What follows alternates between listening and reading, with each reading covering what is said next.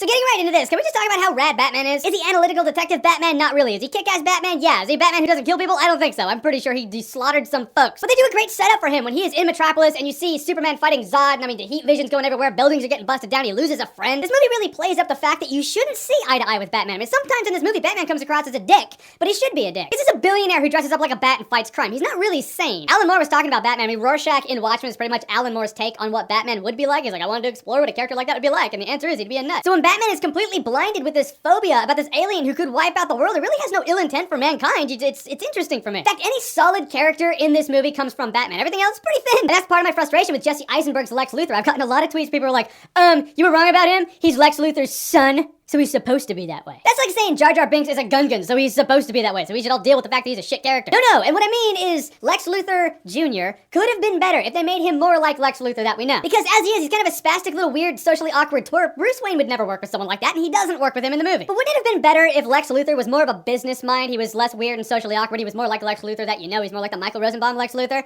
Then Bruce Wayne maybe could work with him because Bruce Wayne's afraid of this alien, Lex Luthor's afraid of this alien. That should be a match made in heaven. Those two should be working together right now. Then maybe at the end when Batman and Superman break bread and then Doomsday comes about, he's like, oh shit, my funding helped create that.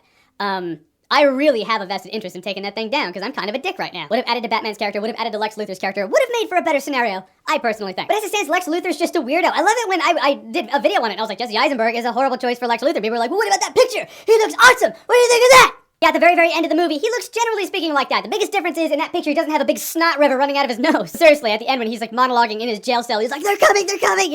I was like, wipe your nose. You wipe your nose. You wipe your fucking nose. Can you not right now? Can you just wipe your nose? It's just really gross. Yeah, I feel like I'm kind of jumping track and jumping ahead to the end of the movie where you find out that Lex Luthor got a lot of knowledge through that little crashed Kryptonian ship, and he's coming, pretty much tells me that, yeah, Darkseid is, in fact, coming for the Justice League movie. And it's one of the many Justice League tie-ins. Wonder Woman gets her little flash drive, and you just, like, blatantly see all the Justice League tie-ins. I actually thought they were pretty cool. Out of place? Yeah, it looks like they could have filmed that scene after the movie had completely wrapped. They were like, hey, we have one more thing we want to film. I know we wrapped, like, a year ago, but let's just shoehorn this into the movie. If someone told me that's how it went down, I'd be like, I can see that. But the point is, the Flash cameo was cool. The coolest one in that video was Cyborg. I thought that was really neat. Aquaman was awkward. He was just like they're like, yeah, Momoa, just look at the camera. That's all you gotta do. But also the Flash, I believe it was the Flash.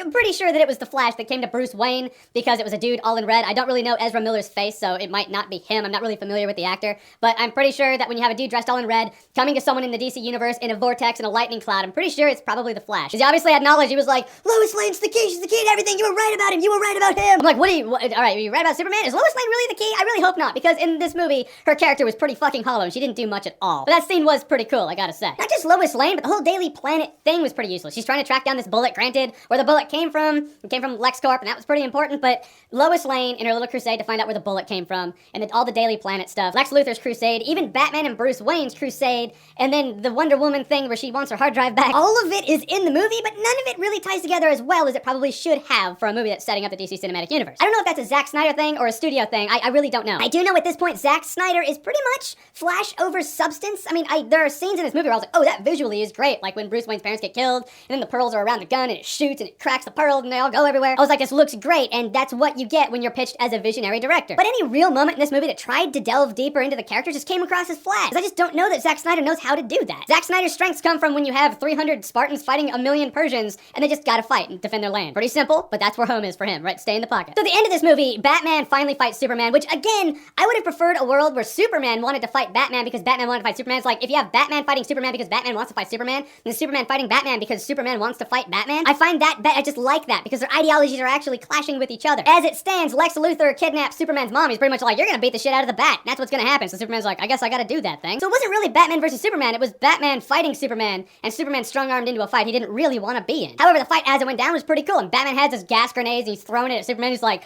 you're not brave. Men are brave. He has some good lines that he throws at Superman, but the whole, you're not brave, men are brave, did anyone flash back to the Angus monologue that George C. Scott does in the movie Angus from back in '95? Seriously, YouTube, Angus, Superman isn't brave, and it's there. That's where I first saw it. It's probably not the first time it was ever said, but it's what this made me think of. But ultimately, I do feel like that fight ends too quickly, because it's like smack, smack, smack, it looks nice, it looks pretty, it looks cool, then all of a sudden, Superman's all like, Martha, we have to save Martha, but Martha's his mom's name, but Martha is also Bruce Wayne's mom's name. He was like, where'd you hear that name? Where'd you get that name? Oh, it's your mom? Alright.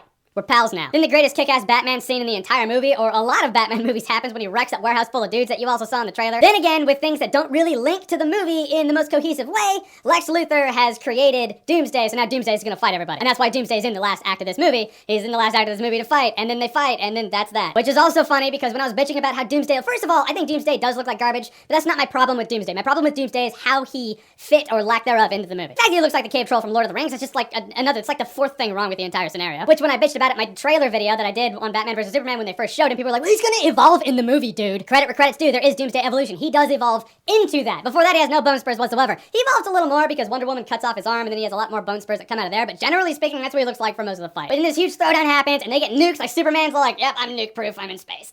Which is in the comic book, we've seen him be nuke-proof before, so yeah, it's lore. And they all work together, and they kill Doomsday, but not before Doomsday stabs Superman in his S and kills him too. So they really do the death of Superman in this movie in some way, shape, or form. Which at first I was like, holy shit, did they really just take that leap? But because now you'll have a Justice League that I imagine Batman would get together, but it's not gonna have Superman as the flagship. He's not gonna be the captain of the ship now. But I found that pretty ballsy. I was like, that's pretty cool. Then it shows the casket and the little pebbles lift off the casket and then the credits roll, and I was like, oh, never mind. Okay, you're just reneging on the whole thing. I get it. It's funny because in this movie, Superman really didn't do much. It's more of a Batman movie than a Superman movie. So when Superman was dead, I found it ballsy, but I found it okay. I was like, well, we didn't lose Batman. That's the important thing. And now we all know he's alive, and so it's like, all right, well, it's not a big deal. Because in the end, the biggest problems with this movie are the fact that it's not cohesive. It's pretty all over the place. It wants to be Batman versus Superman, but it really just should have been called Dawn of Justice. I guess if you call it Dawn of Justice, you don't have the Batman and Superman brand in the title. And it looks like there are attempts at weaving the movie together, but they don't really flow. Like at the very beginning, that dude gets his legs crushed, and then Bruce Wayne saves him, and then that guy has a chip on his shoulder for Superman, and then Lex Luthor uses him to do that Capitol bombing. Explaining it here is a little smoother than the movie's execution, because in the movie, it's just, there are a bunch of disjointed story arcs that are trying to weave together, but they come across as a bunch of disjointed story arcs. Batman and everything he was in the movie, which is funny because he was like, the first fear I had for this entire movie was Ben Affleck as Batman. Turns out he's the best thing in the movie. I say the movie's wasted potential, and some people get pissed at me because they're like, well, you went into the movie with expectations you shouldn't have. Yeah, I went into Batman versus fucking Superman with expectations that it would have been more entertaining than it was. Weird, I know. If there's one thing I can call this movie, it is wasted potential with moments of cool